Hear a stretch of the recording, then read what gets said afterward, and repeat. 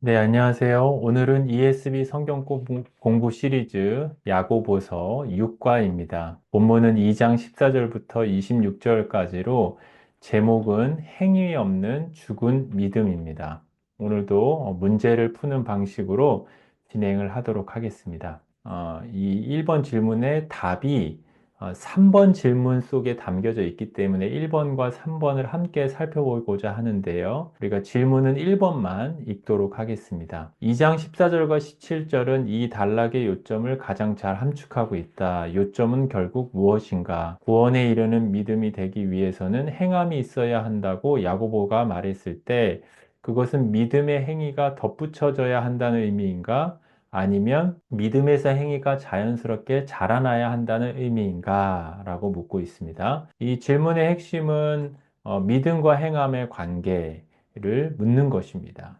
오늘 이 단락의 핵심이 믿음과 행함은 떨어질 수 없는 관계를 가지고 있다라는 내용인데요. 특별히 이 단락의 핵심 내용이 이 단락에서 세 번 반복되는 것을 볼 수 있습니다. 2장 17절에서 이와 같이 행함이 없는 믿음은 그 자체가 죽은 것이다 라고 말하고 20절에서도 허탄한 사람아 행함이 없는 믿음이 헛된 것인 줄 알고자 하느냐 라고 말합니다. 또한 26절에서도 영혼 없는 몸이 죽은 것과 같이 행함이 없는 믿음은 죽은 것이다. 이렇게 행함이 없는 믿음은 죽은 것, 그리고 행함이 없는 믿음은 헛된 믿음이다라고 분명히 가르치면서 행함과 믿음의 뗄 수 없는 관계성을 말하고 있습니다. 그런데 여러분, 이렇게 행함 없는 믿음의 무익함을 말하기 위해 이 단락에는 네 모델이 등장하고 있습니다. 먼저 앞부분 14절부터 19절까지는 부정적인 두 모델, 그러니까 행함이 없는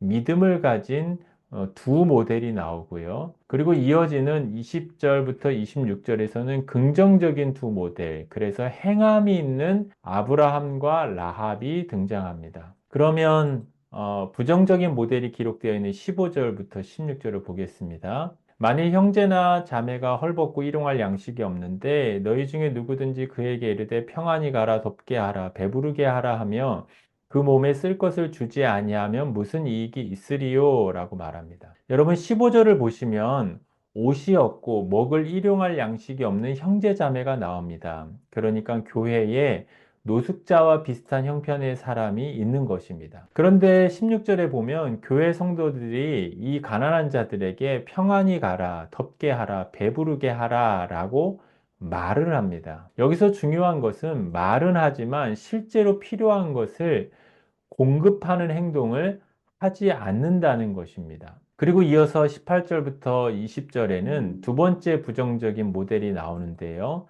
두 번째 모델은 귀신입니다. 19절을 보시면 내가 하나님은 한 분이신 줄 믿느냐? 잘하는도다. 귀신들도 믿고 떠느니라. 성도들에게 하나님을 한 분이신 줄 믿느냐? 라고 질문합니다. 그런데 성경은 귀신들도 하나님이 한 분이신 줄 믿는다라고 말합니다. 그러니까 귀신도 우리처럼 하나님의 유일하심을 알고 하나님에 대한 어느 정도의 지식과 신앙 고백이 있다는 것입니다. 하지만 여러분, 귀신은 어떠합니까? 타락한 천사들로서 불순종하는 자들입니다. 그래서 행함이 없습니다. 그러니까 지금 사도는 듣기에 매우 거북한 이야기, 너희의 신앙 고백과 지식이 있어도 행함이 없다면 너희의 믿음은 귀신과 똑같은 믿음에 불과하다라는 것입니다. 여러분, 우리가 이 부정적인 두 가지 모델, 구제하지 않는 사람과 귀신의 믿음을 보면 믿음과 행함이 분명히 뗄 수 없는 관계라는 것을 알 수 있습니다. 그럼 이어서 믿음과 행함의 긍정적인 두 모델의 모습을 보겠습니다. 여러분, 이 긍정적인 첫 번째 모델은 아브라함인데요. 21절 보시면 우리 조상 아브라함이 그의 아들 이삭을 제단에 바칠 때에 행함으로 의롭다 하심을 받은 것이 아니냐. 여러분, 우리가 잘 알듯이 아브라함은 창세기 22장에서 그의 아들 이삭을 제단에 바치라는 시험을 받았습니다. 그런데 여러분, 아브라함은 정말 어려운 시험이었지만 하나님의 약속을 믿고 신뢰했습니다. 그래서 아브라함은 믿음으로 하나님의 명령을 순종했습니다. 그래서 아브라함의 믿음도 행함이 있는 믿음이었다. 우리의 믿음의 조상인 아브라함의 믿음도 행함이 있는 믿음이다라고 말해주는 것입니다. 그럼 이어서 두 번째 긍정적인 모델은 라합입니다. 25절에 보시면 또 이와 같이 기생 라합이 사자들을 접대하여 다른 길로 나가게 할 때에 행함으로 의롭다 하심을 받은 것이 아니냐라고 되어 있습니다. 여러분, 이 라합은 아브라함과 다르게 이방인이고 또 남자도 아니고 여인입니다. 그런데 이 라합은 멸망당하게 될 여리고 성 안에 있었는데요. 하지만 라합은 그 성 안에서 하나님을 믿었습니다. 그리고 하나님께서 자신이 살고 있는 이 가나안 땅을 이스라엘에게 주셨다는 것을 믿었습니다. 그래서 라합은 자신의 동족을 배반하고 하나님의 편에 서고 하나님 나라의 백성이 되기로 했습니다. 그래서 라합은 이스라엘 백성들이 보낸 정탐꾼들을 접대했습니다. 그러니까 믿음으로 행동하고 순종을 한 것입니다. 이와 같이 이 단락은 긍정적인 아브라함과 라합과 같이 믿음과 행함에 뗄 수 없는 관계를 말하는 것입니다. 그런데 여러분, 여기서 중요한 것은 믿음의 행위가 덧붙여지는 것이 아니라는 것입니다.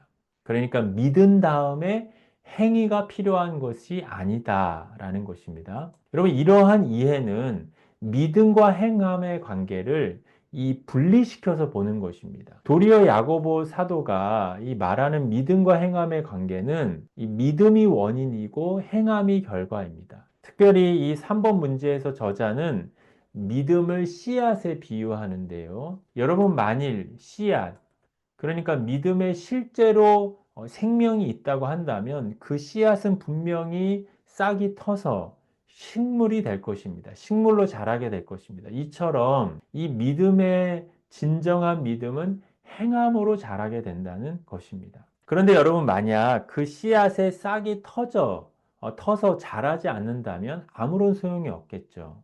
사람은 결코 죽은 씨앗을 살아있는 씨앗으로 만들 수가 없습니다. 이와 같이 야고보는 행위가 추가로 덧붙여진다고 해서 어떤 죽은 믿음이, 어떤 살아있지 않는 믿음이 살아있는 믿음이 된다는 식으로 말하는 것이 아닙니다. 그러니까 행위의 열매를 맺는 믿음만이 참으로 살아있는 참된 믿음이다. 이것은 예수님께서 말씀하신 열매로 그들을 알리라 라고 하신 것과 같습니다. 참된 믿음이라는 나무에는 그 열매, 순종이라는 열매가 있을 수밖에 없고, 열매는 믿음으로부터 맺어지는 것입니다. 그러니까 다시 말씀드리지만 예수님 믿은 다음에 내가 행위가 더해지는 것이 아니라 행위가 없는 믿음은 죽은 믿음이다 라는 그 믿음과 행함의 관계를 원인과 결과의 관계로 이해하는 것이 옳다라고 말하는 것이 이 질문의 핵심이라고 할 수 있겠습니다. 그럼 이어서 2번 문제를 보도록 하겠습니다. 2번 문제는 제가 읽겠습니다. 행함이 없는 믿음은 애초에 참된 믿음이 아니라는 야고보의 견해를 암시하는 본문의 표현 방식은 무엇인가? 그러니까 이 행함이 없는 믿음은 애초에 믿음이 아니죠. 그래서 이 믿음에 대해서 야고보 사도가 이 단락에서 많이 단어를 표현하고 있는데, 행함이 없는 믿음이 애초에 참된 믿음이 아니라는 것을 어떻게 알 수 있는가? 이 단락에서 찾아보라는 것입니다. 그럼 우리 한번 본문을 보시면 2장 14절에 내 형제들아, 만일 사람이 믿음이 있노라 하고 행함이 없으면 무슨 유익이 있으리요? 그 믿음이 능히 자기를 구원하겠느냐라고 말합니다. 여러분, 이 14절은 부정적인 첫 번째 모델이 나옵니다. 이 사람은 어떤 사람이죠? 사람이 믿음이 있노라 라고 말합니다. 그러니까 스스로 믿음이 있다라고 주장하는 사람입니다. 하지만 행함은 없는 사람입니다. 그러니까 야고보 사도는 진짜 믿음이 있는데 행함이 없는 사람을 말하는 것이 아닙니다. 원래 믿음이 없는 사람임에도 불구하고 스스로 믿음이 있다고 말하는 사람이고, 또 분명하게 말하면 이 사람은 스스로 믿음이 있다라고 속고 있는 사람입니다. 이와 같이 사도는 행함이 없는 믿음을 처음부터 참된 믿음이라고 말하지 않습니다. 그냥 그 사람이 스스로 믿음이 있다라고 생각하는 것일 뿐입니다. 행함이 없는 믿음은 17절, 20절, 26절에 우리가 세 번을 보았듯이 행함이 없는 믿음은 죽은 믿음이고 헛된 것에 불과합니다. 그럼 참된 믿음은 어떤 믿음이죠? 22절에 믿음이 그의 행함과 함께 일하고 라는 것처럼 행함이 함께하는 믿음입니다. 정리하면 행함이 없는 믿음이라는 것은 지금 야고보 사도가 가정이고 가설입니다. 여러분, 이런 믿음은 성경적인 믿음이 아니고 참된 구원의 믿음도 아닙니다. 하지만 사도는 행함이 없는 믿음을 가진 교회 안의 위선자들을 가르치기 위해 이런 거짓된 믿음의 사람을 가정으로, 가설로 만들어서 표현한 것입니다. 그러니까 행함이 없는 믿음은 믿음을 가지고 있다가 행위가 없어서 잃어버린 믿음이 아니라, 믿음을 잃어버린 사람이 아니라 처음부터 거짓된 믿음입니다. 처음부터 참된 믿음을 가진 사람이 아니라는 것입니다. 그런 다음 4번과 5번 문제입니다. 이 두 개 문제도 함께 풀어보도록 하겠습니다. 2장 18절에서 야고보는 자기 의견과 다르게 생각하는 가상의 인물과 간략한 대화를 나누기 시작한다. 이 대화는 야고보가 19절에서 언급한 귀신들의 믿음은 야고보가 자신의 논지를 세우는데 어떤 역할을 하는가? 5번 문제. 단순히 올바른 신학을 아는 것과 살아있는 참된 믿음을 소유하는 것 사이에 어떤 차이가 있는가? 여러분, 이 두 가지 질문의 핵심은 이 본문 2장 18절과 19절을 통해서 참된 믿음의 의미를 파악하라라는 것입니다. 우리 그러면 18절을 한번 먼저 읽겠습니다. 어떤 사람은 말하기를 너는 믿음이 있고 나는 행함이 있으니 행함이 없는 내 믿음을 내게 보이라. 나는 행함으로 내 믿음을 내게 보이리라 하리라 라고 말합니다. 여러분, 이 18절은 야고보서에서 가장 해석이 어려운 부분 중에 하나입니다. 우리가 어려운 이 해석, 그러니까 학자들마다 어떻게 이 부분을 해석하는지 여러 견해들을 살피기는 어렵고, 여기서 핵심 내용은 야고보 사도가 두 사람을 대비시키고 있다는 것입니다. 어떤 두 사람이죠? 본문을 다시 보시면 어떤 사람은 말하기를 너는 믿음이 있고 라고 지칭되는 사람은 믿음이 있는 사람입니다. 그런데 두 번째 사람은 나는 행함이 있으니 라고 말하는 사람인데 행함이 있는 사람입니다. 여러분, 여기서 먼저 첫 번째 사람이 믿음이 있는 사람은 믿음이 있다고 말하지만 행동은 없는 사람입니다. 그러니까 위선자입니다. 거짓된 사람이고 참된 신자가 아닙니다.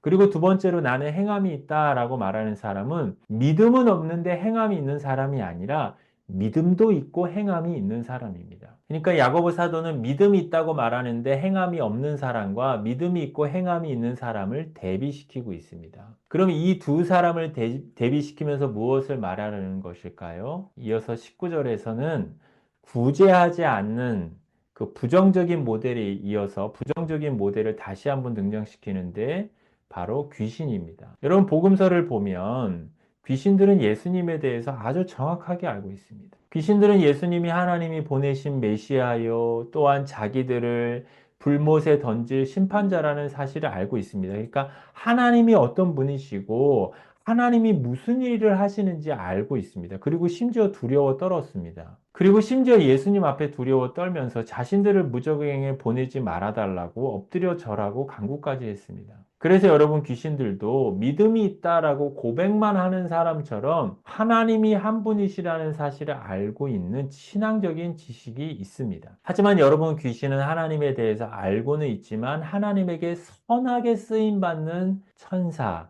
사역자가 아닙니다. 도리어 악한 도구로서 그들의 불순종으로서 쓰임받는 자입니다. 그러니까 순종과 행함은 없습니다.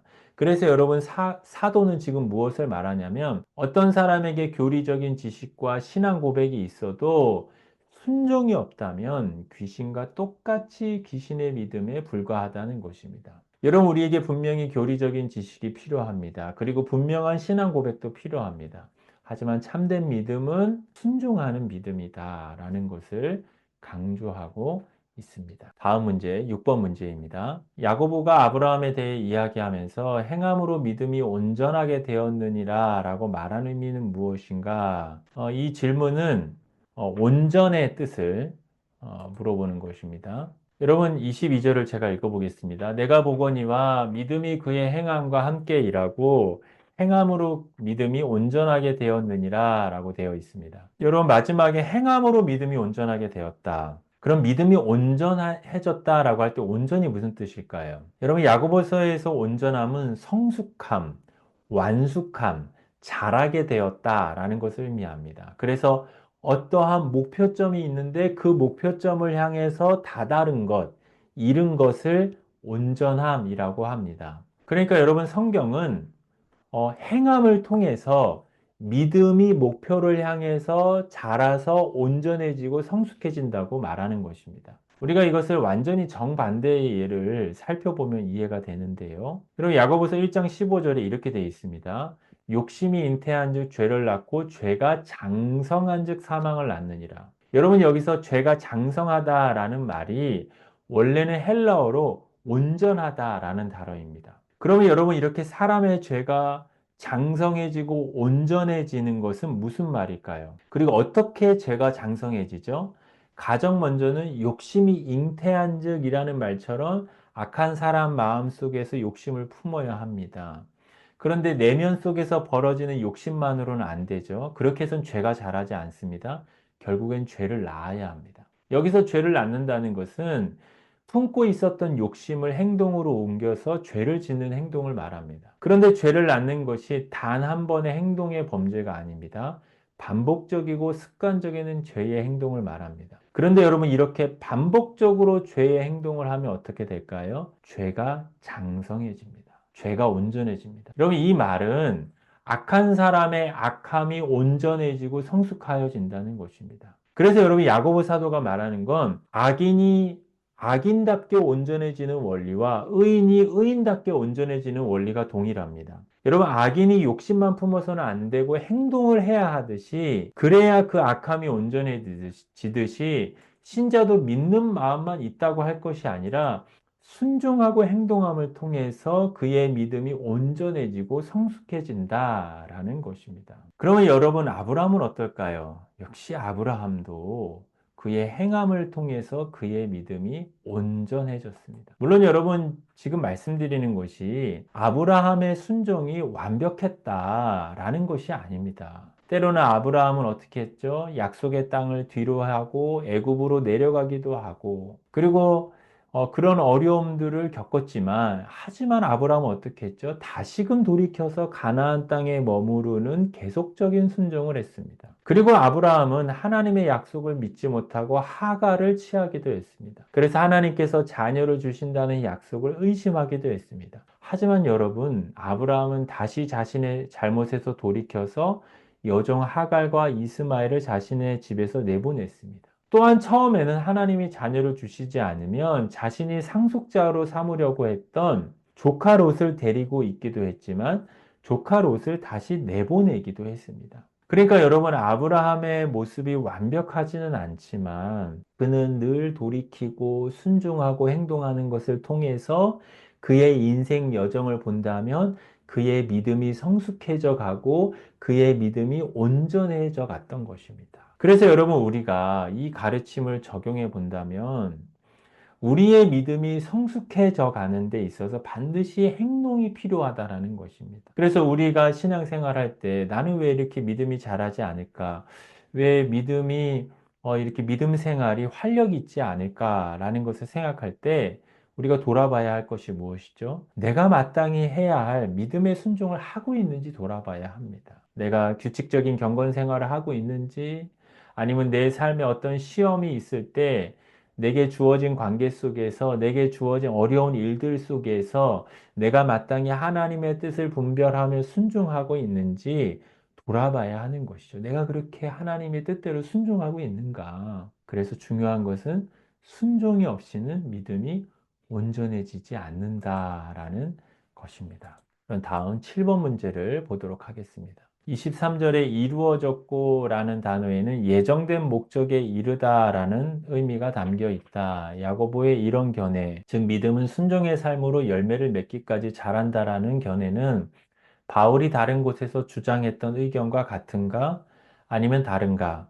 바울 서신 중에서 야고보의 가르침과 똑같은 말씀을 가르치는 본문이 있다면 어딘지 생각해 보라. 여러분, 질문의 핵심은 23절에 이루어졌고 라는 단어의 의미를 파악하는 것이고, 두 번째는 바울 서실의 동일한 구절들을 한번 살펴보라는 것입니다. 먼저 23절 앞부분을 읽어보겠습니다. 이에 성경에 이른 바 아브라함이 하나님을 믿으니 이것을 의로 여기셨다는 말씀이 이루어졌고 라고 되어 있습니다. 여러분, 이 인용된 말씀은 아브라함이 창세기 15장 6절에 하나님을 믿었을 때, 그의 75세 하나님을 믿었을 때 하나님께서 그의 믿음을 의로 여기셨다는 말씀입니다. 그런데 이 말씀, 아브라함을 의로 여기셨다라는 말씀이 아브라함이 120세에, 그러니까 약 45년 정도 지나서 이삭을 제단에 바치는 순종을 함을 통해서 그 칭의의 말씀이 이루어졌다는 것입니다. 여기서 이루어졌다라는 의미는 성취되었다, 완성되어졌다라는 말인데요. 여러분, 이 말은 무슨 말일까요? 여러분, 이 말씀은 하나님의 관점, 하나님의 계획의 관점에서 이해해야 합니다. 여러분, 하나님은 아브라함을 75세 나이에 부르셔서 그에게 믿음을 선물로 주셔서 그의 믿음이 시작되게 하셨습니다. 그리고 아브라함의 믿음이 마치 어린아이와 같았을 때 의롭다함을 얻게 하셨습니다. 그런데 여러분, 아브라함의 75세 때 이 믿음과 칭의의 사건은 아브라함의 믿음에 대한 하나님의 계획 전체 다가 이루어진 상태가 아니었습니다. 도리어 하나님은 의롭다함을 얻은 아브라함의 신분, 바로 의인에 합당한 그 신분에 맞는 삶을 살아가는 것을 계획하셨던 것입니다. 다시 말해서 의인으로서 의를 행하는 삶을 원하셨던 것입니다. 여러분, 이것을 우리가 생각해 보면 의인답게 의를 행하는 그 온전한 믿음을 이루고자 하셨던 것입니다. 그래서 여러분, 여기서 그 말씀이 이루어졌다는 것은 드디어 45년 만에 아브라함이 이삭을 제단에 바침을 통해서 하나님의 계획이, 아브라함의 믿음을 온전케 하려는 하나님의 계획이 목적지에 도달했다, 이루어졌다, 완성되어졌다라는 것입니다. 그러니까 이것만 보아도 믿음이 자라가는 것이 매우 하나님의 계획이고 믿음에 대한 하나님의 뜻이라는 것을 우리가 알 수 있습니다. 그다음에 두 번째로 이제 바울 서신의 표현에 대해서 찾아보라는 것인데요. 여러분, 보통 바울은 자신의 서신에서 이 교리적인 내용을 설명하고 나서 후반부에 성도들에게 윤리적인 삶, 그러니까 믿음에 합당한 삶을 권면합니다. 그런데 이것을 야고보식으로 표현하면 이제 전반부의 복음과 교리를 믿는 성도들에게 후반부에서는 윤리를 순종하는 온전한 믿음을 가지고 자라가라는 것입니다. 그래서 성도 자신에 대한 믿음의 계획, 아브라함처럼 하나님의 계획이 이루어지는 삶을 살라는 것입니다. 저자는 그 뒤에 이 질문 뒤에 조직신앙 메시지에서 바울의 성경 몇 구절을 인용하는데 그 구절들을 우리가 한번 읽어보겠습니다.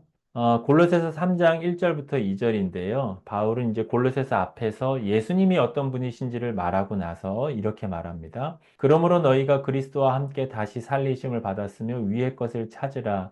거기는 그리스도께서 하나님 우편에 앉아 계시느니라. 위의 것을 생각하고 땅의 것을 생각하지 말라. 그러니까 너희가 그리스도를 누군지를 알았고 그리스도를 주로 믿는다면 하늘의 소망을 가진 위의 것을 찾는 온전해지는 삶을 살라라는 것입니다. 또한 두 번째 바울 서신 역시 골로새서인데 여기서는 믿음을 가진 자의 그 사랑이 성숙해지고 온전해지는 삶을 말합니다. 골로새 3장 12절부터 제가 읽겠습니다.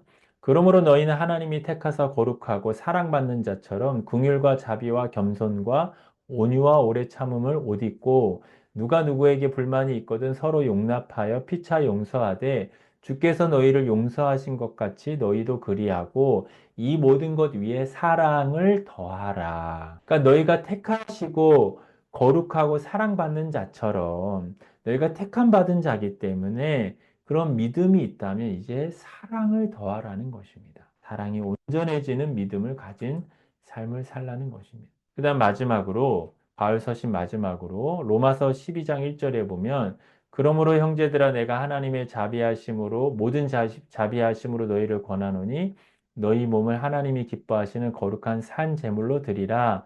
이는 너희가 드릴 영적 예배니라. 이것은 믿음을 가진 자가 거룩함에 있어서도 온전하게 자라가야 한다라는 것을 보여주는 것입니다. 그럼 다음 문제. 마지막으로 우리가 9번, 10번 문제가 같이 연결되어 있겠네요. 한번 함께 풀겠습니다. 문제는 제가 9번만 읽겠습니다. 24절의 말씀은 그리스도인들 사이에서 심각한 혼란을 초래하는 구절이다. 이유인즉 오직 믿음으로 의롭다함을 얻는다는 바울의 가르침과 공식적으로 반대되는 입장처럼 보이기 때문이다. 야고보가 바울보다 수년 앞서서 이 서신을 기록했을 것이라는 사실을 감안할 때 야고보는 이 두 가지 의미의 칭의 중에 어떤 의미를 사용하는 것인가 라고 묻고 있습니다. 질문의 핵심은 바울이 말하는 칭의론과 야고보 사도가 말하는 칭의의 이 단어의 의미가 다르다는 것이고, 그럼 야고보 사도가 말하는 칭의의 의미는 무엇인가를 묻는 것입니다. 여러분, 우리가 이 바울의 칭의의 의미를 먼저 좀 생각하면 좋은데요. 여러분, 바울은 의롭다함을 얻는다라는 의미를 어떤 의미로 사용할까요? 바로 죄인이, 경건치 않은 사람들이 하나님께서 그들의 믿음을 보시고 마치 법정에서처럼 무죄한 의인으로 여겨주시고 선언해 주시고 판결해 주신다는 의미입니다. 그러니까 바울의 칭의의 단어 사용은 법정적이고 선언적이고 판결적입니다. 그래서 마지막 최후 심판에 서 있는 상황을 생각하시면 좋습니다. 여러분, 바울이 칭의론을 말할 때는 이 염두에 두고 있는 대적자가 있습니다. 그들이 누구죠? 율법주의자들입니다. 여러분, 율법주의자들은 사람이 스스로 선한 행위나 율법을 지키는 행함으로 하나님 앞에 의롭다함을 얻을 수 있다라고 말합니다. 하지만 바울은 이들에게 오직 믿음으로 된다, 오직 하나님의 은혜로 된다라고 말하는 맥락에서 칭의론을 말하는 것입니다. 하지만 여러분, 야고보서의 칭의의 단어의 의미는 이런 법정적이고 판결적인 의미가 아닙니다. 도리어 어떤 단어냐면 증명된다, 입증한다, 보인다라는 의미로 이 단어를 사용하는 것입니다. 이런 용례를 한 곳만 보시면 마태복음 11장 19절인데요. 인자는 와서 먹고 마시며 말하기를 보라 먹기를 탐하고 포도주를 즐기는 사람이요 세리와 죄인의 친구로다 하니 지혜는 그 행한 일로 인하여 옳다함을 얻느니라 라고 되어 있습니다. 여기서 옳다함을 얻는다라는 단어가 이 의롭다함을 얻는다라는 말입니다. 여러분, 예수님은 사람들에게 어떤 말을 들었냐면 예수님은 탐하는 사람이고 포도주를 즐기는 사람이라고 비난을 받으셨습니다. 하지만 예수님은 마지막 부분에 보시면 예수님은 자신을 지혜와 동일시하시면서 지혜는 그 행한 일로 인하여 옳다함을 얻는다라고 말합니다. 여러분, 여기서 지혜가 옳다함을 얻는다는 단어가 원래는 의롭다함을 받는다라는 말이라고 말씀드렸죠. 그런데 여러분, 우리나라 성경은 옳다함을 얻는다라고 번역을 했습니다. 그런데 사실 이 한글 성경의 번역을 좀 조정하는 것이 필요합니다. 그리고 여러분, 대부분의 권위 있는 영어 성경은 이 단어를 어떻게 번역하냐면 정당성이 입증됐다, 증명되었다라고 번역을 합니다. 그래서 다시 말씀드리면, 다시 제가 번역을 하면 지혜가 행한 일로 인해 그 정당성이 입증되고 증명되었다라고 번역하는 것이 좋습니다. 여러분, 여기서 이 지혜와 행함의 관계가 어떻게 되죠? 여러분 잘 아시다시피 이 사람의 지혜는 보이지 않습니다. 사람 속에 있습니다. 마치 믿음처럼 보이지 않습니다. 하지만 사람이 행하는 일은 보이죠. 그러니까 예수님께서 행하시는 보이는 일로 인해 예수님의 지혜로우심이 옳다고 인정되고 입증되고 증명되는 것입니다. 그런 의미로 말씀하신 것입니다. 그러니까 야고보 사도는 의롭다함을 받는다라는 말의 의미도 보이는 행동을 통해서 입증하고 보여주고 입증되는 차원에서 말하는 것입니다. 그래서 여러분, 아브라함이 이삭을 제단에 바치는 행함으로 그의 보이지 않는 믿음이 입증되고 증명되었다라는 의미입니다. 행함으로 의롭다함을 얻었다라는 단어가 그런 말입니다. 또한 라합도 사자들, 정탐꾼들을 접대하는 행함으로 의롭다함을 얻었다라는 것도 자신의 보이지 않는 믿음을 행함으로 증명했다, 드러냈다 라는 것입니다. 여러분, 행함이 없는 믿음이 왜 죽은 것일까요? 왜냐하면 사람 속에 있는 믿음은 반드시 원인이 돼서 행함으로 입증되고 증명되기 때문입니다. 이것은 아까도 말씀드렸듯이 열매를 통해 그 나무가 어떤 나무인지를 안다는 것과 같습니다. 좋은 열매를 맺는 나무가 좋은 나무이고 나쁜 열매를 맺는 나무가 나쁜 나무입니다. 그러니까 그 나무의 열매는 그 나무가 어떤 나무인지를 증명하는 것입니다. 이처럼 여러분, 참된 신앙은 행함이라는 열매를 통해서 보여지고 입증되고 증명되는 것입니다. 그래서 오늘 단락이 말하는 핵심이 무엇이죠? 행함과 믿음은 결코 뗄 수 없다. 그리고 26절의 마지막에 말하는 것처럼 행함이 없는 믿음이 죽은 믿음인데 영혼 없는 몸이 죽은 것과 같다라는 것입니다. 여러분, 이 단락처럼 믿음과 행함의 관계를 잘 설명해 주는 그런 단락은 없다고 생각됩니다. 성경에서 믿음과 행함의 관계를 가장 잘 보여주는 단락이라고 생각됩니다. 그래서 우리 자신의 믿음에 대해서 우리가 한번 이 단락을 공부함을 통해서 한번 좀 반성해 보고 돌아보면 좋을 것 같습니다. 우리가 믿음이 있다라고 말만 하고 있지는 않는지, 아니면 우리가 믿음이 있지만 우리가 행함을 통해서 우리의 믿음이 온전해지고 자라가는 삶을 살아가고 있는지 우리 자신을 한번 돌아보면 좋겠습니다. 그리고 우리가 평상시에 우리의 행함을 통해서 우리의 믿음을 이렇게 입증하고 증명하는 것이 아니라 우리의 삶에 어떤 어려움이 있을 때, 유혹이 있을 때 그런 시험을 통해서 우리의 믿음을 행위로, 순종으로 증명하고 드러내는 우리가 되었으면 좋겠습니다. 특별히 또 마지막으로 우리가 좀 적용적으로 생각하면 좋겠는 것은, 여러분, 우리의 행동은, 우리의 순종은 우리의 힘으로 하는 것이 아닙니다. 믿음으로 하는 것이죠. 믿음으로 행하는 것이죠.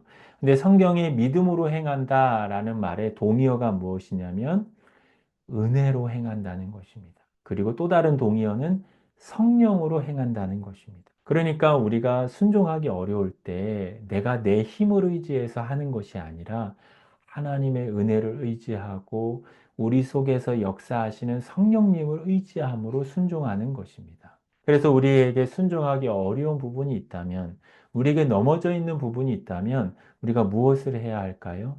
기도해야 할 것입니다. 믿음을 달라고. 하나님, 저에게 하나님의 약속의 말씀과 우리에게 명령하신 것을 따를 수 있는 믿음을 주시고 순종할 수 있는 은혜를 주시고 우리에게 성령의 충만함을 주시기를 원합니다.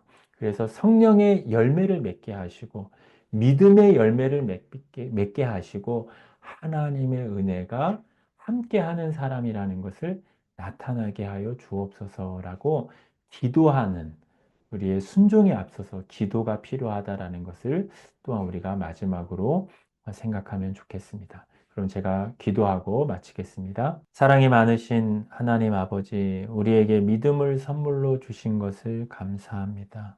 하나님, 이 보배로운 믿음을 주셨사오니 우리가 이 믿음의 실력을 발휘하게 해주시고 믿음을 의지하여 순종하게 하여 주옵소서. 아브라함도 라합도 하나님을 믿었기 때문에 그 믿음으로 말미암아 순종했습니다.